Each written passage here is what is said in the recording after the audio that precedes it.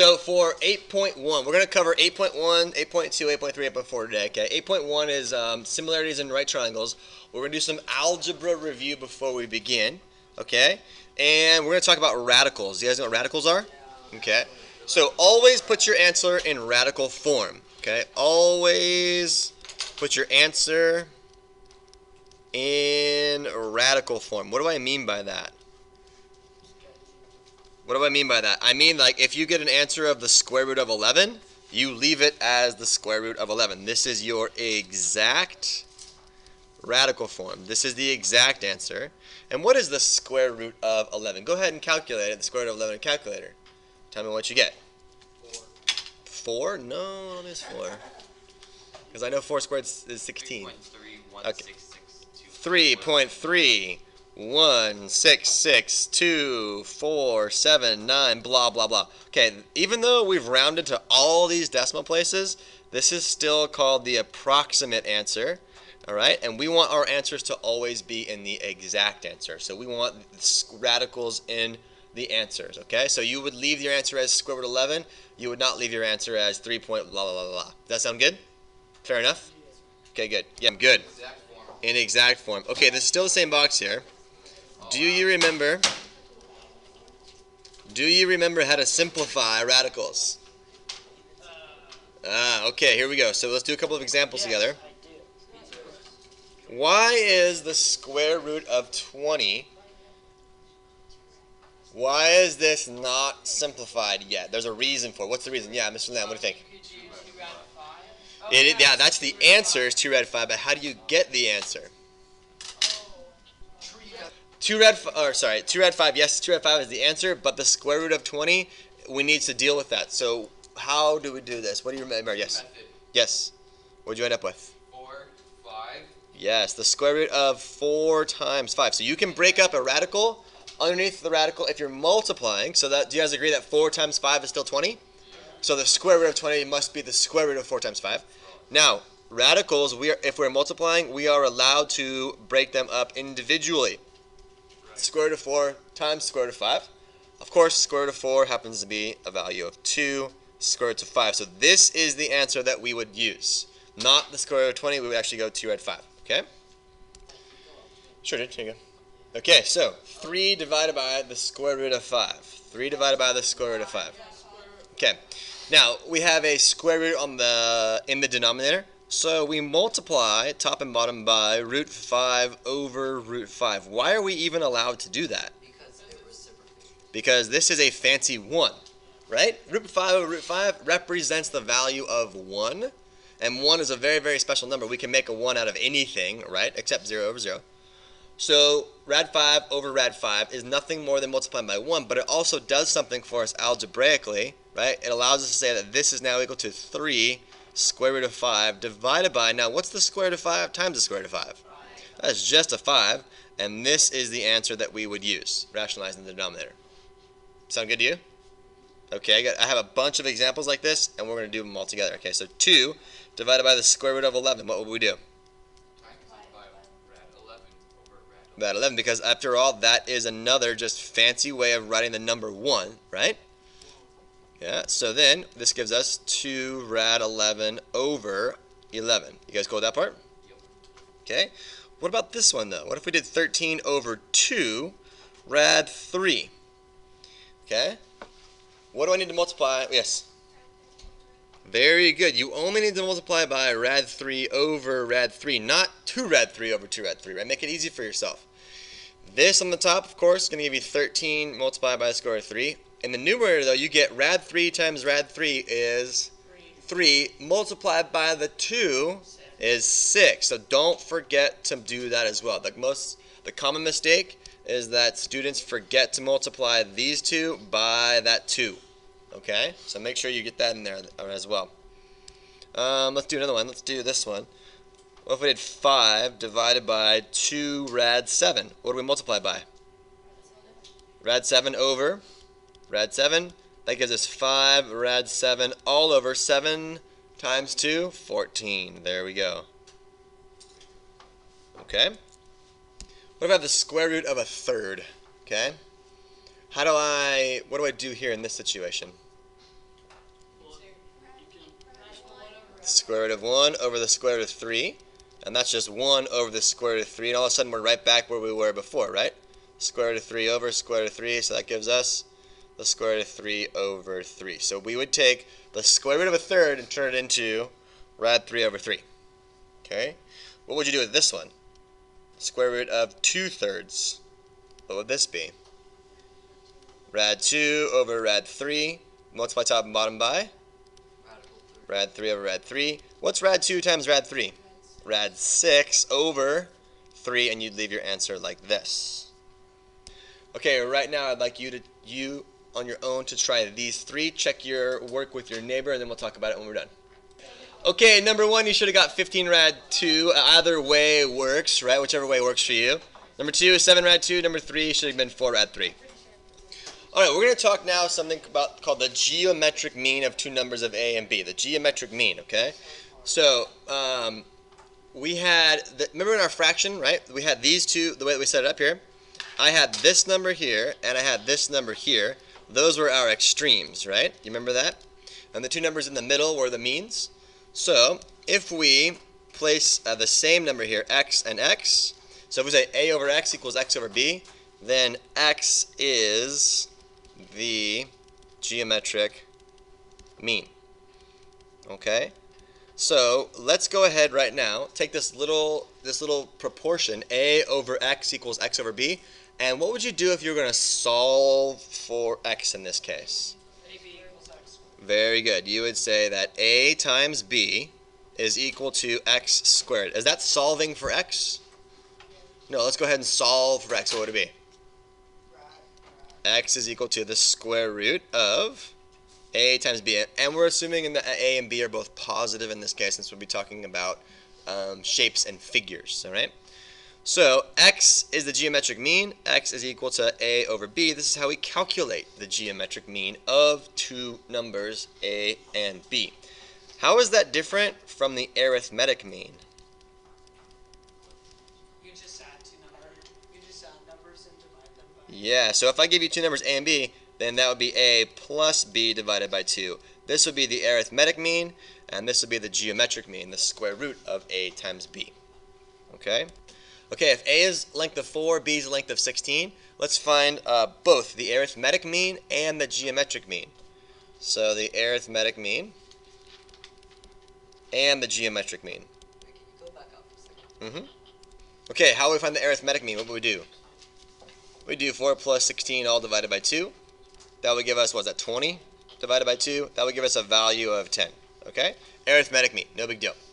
Geometric mean, well, we take the square root of the numbers multiplied together. 4 times a 16, which would be the square root of 4 times the square root of 16, which would be 2 times 4, which would be a value of 8. Okay, let A be 5, let B be 13. Find both the arithmetic and the geometric mean. So the two answers you should have got for the arithmetic mean should have been 9. The geometric mean should have been the square root of 65, and we leave our answers in exact form for this section. Fair enough?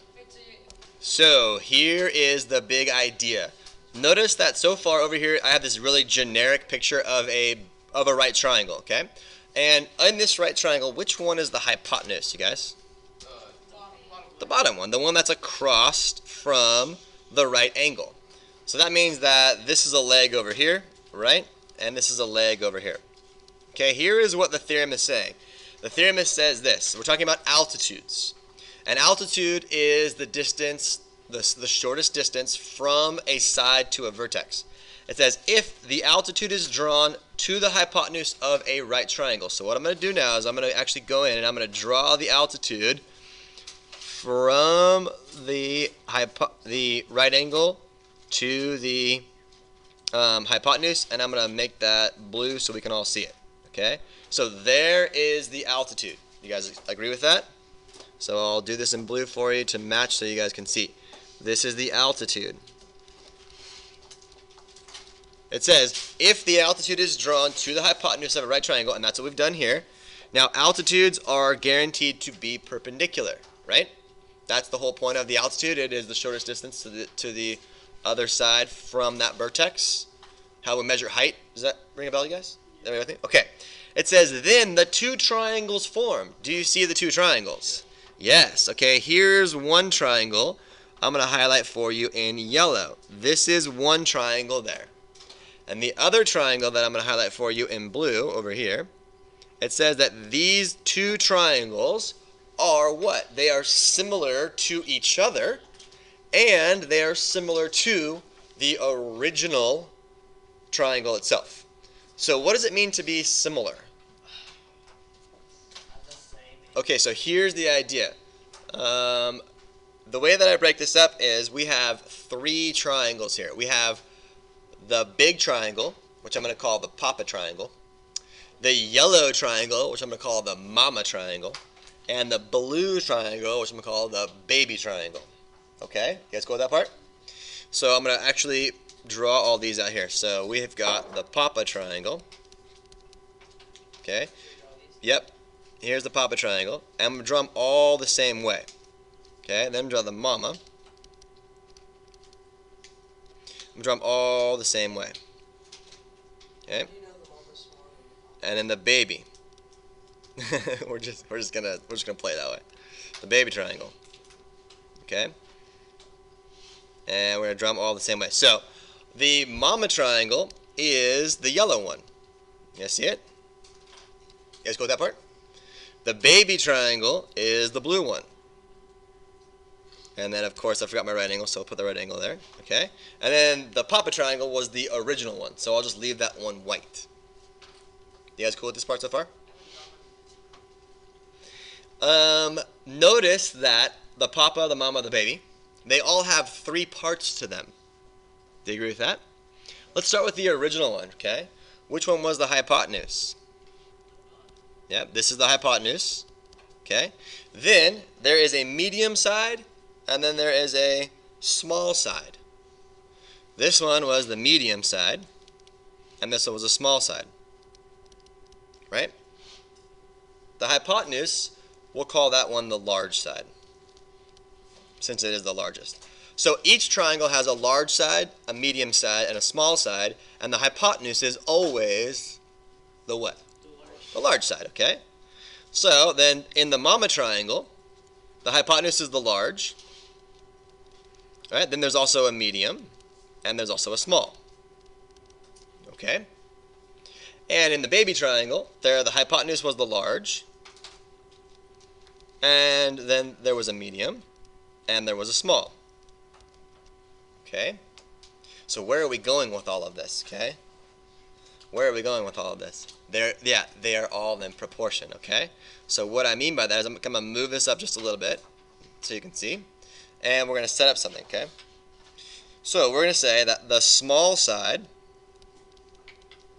to a medium side,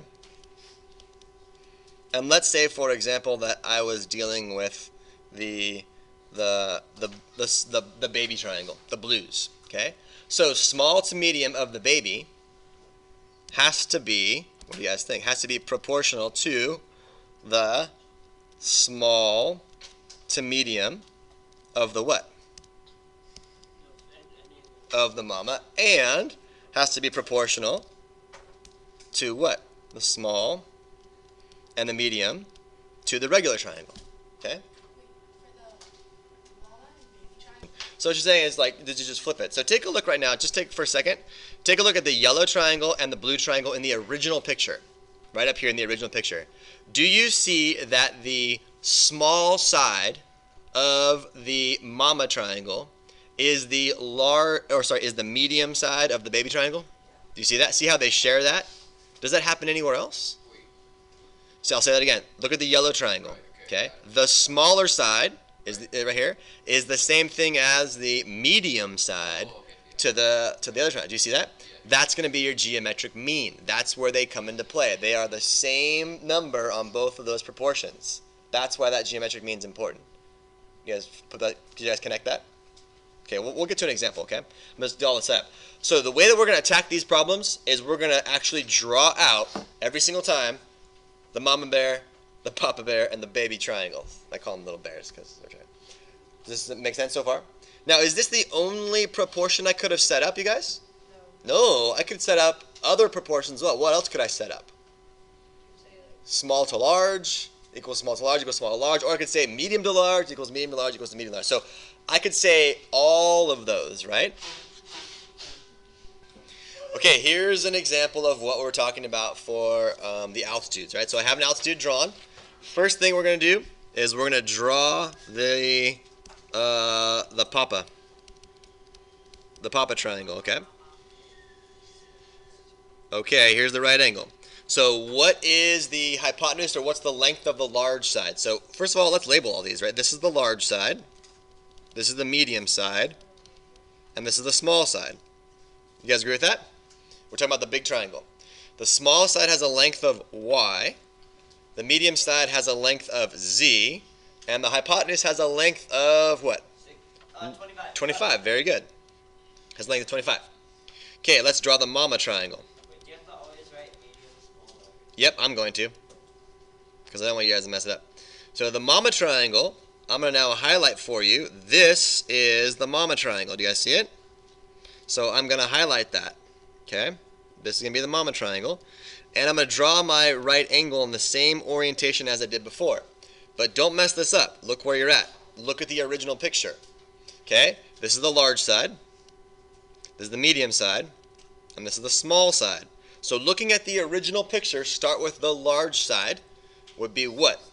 No, it would be Z. This is a Z. Okay, what's the medium side? 16. Very good. What's the small side? X. Very good. Okay, then we're going to draw the baby. Alright, the baby, which I'm going to do in blue for you, is going to be this one over here. Interesting, right? So we're going to draw this in the same orientation so we can see. Okay, take a look at the original picture. Here's the right angle, so the one that's across from the right angle, this is going to be our large side. This is our medium side. And this is our small side. The one that's across from the right angle is always the largest, so what's that going to be in this case, you guys? Y. Very good. It's across from the, okay. What's the medium side? X. And what's the small side? 9. There you go. So now that we have all of these labeled, we can now set up some proportions. Okay? Now that's really the only picture I need now, because everything is labeled. Okay? Alright, so now we need to figure out a comparison that we can make to solve for one of these. Alright? Does anybody see one that we can write? Alessandro, what do you see? No? Anybody else see one? Proportion? Huh? Yeah, a proportion. Yeah, what proportion do you see? Yeah, what do you see, Jake? You say like Z to 16. Or no, or Z to 25 is the same as, or is equal to 16 over Z. Yeah, there you go. Awesome. Check it out. He said this. You said this proportion here. You said Z, so Z to 16, right? So you did large to medium. Large to medium is the same thing as large to medium. You see it? Okay, so let's write that down. He said Z to 16 is equal to 25 to Z. Everybody see that? Yeah, he did. He did large to medium was the same thing as large to medium. And notice that they only have a Z in it. Can we solve this? Yes, we can. Notice we have Z squared is now equal to, what's 16 times 25? 400. Very good. So therefore Z must be what? Z must be a value of 20. Awesome. We have got that one down. We need another proportion that we could work with. Anybody else see another proportion? Yeah, Issa, what do you see? 16 over X, 9 over X. So you did medium to small? 16 So we have to go medium to small. Oh yeah, sorry, X over 9. There you go. So I'll take another color here so you see it. So you did this. You did medium to small in the yellow has to be medium to small in the blue. Are you guys getting this? Okay. I don't get how it gets labeled. Yeah, I don't I understand. see the proportion like easily, I just don't see how it's labeled, like how you got how you label it differently. How we fully charged. Sweet. Awesome. Okay. So here we said medium to small. So we said 16 to X has to be medium to small. X to 9. So are you noticing that the variables end up as that geometric mean in all these problems? Okay. So then we're going to say that x squared is now equal to, what's 16 times 9, everybody? 144. Therefore, x has to be what? X has to be 12. Very good. Okay. Is there another proportion that we could set up? Ben, what do you see? I'll go blue in this one. What do you see, buddy? Y to 25 is 9 to the Y. Okay, so you said y to 25. Yeah. So that's small to large equals small to large. I love it. Wait, so when you So y to 25 equals 9 to y. And again, my y's end up as that geometric mean. Another clue to make sure you're doing it right. So therefore, y squared is equal, what's 9 times 25, everybody? 225. Therefore, y has to be a value of, since we're taking the positive in.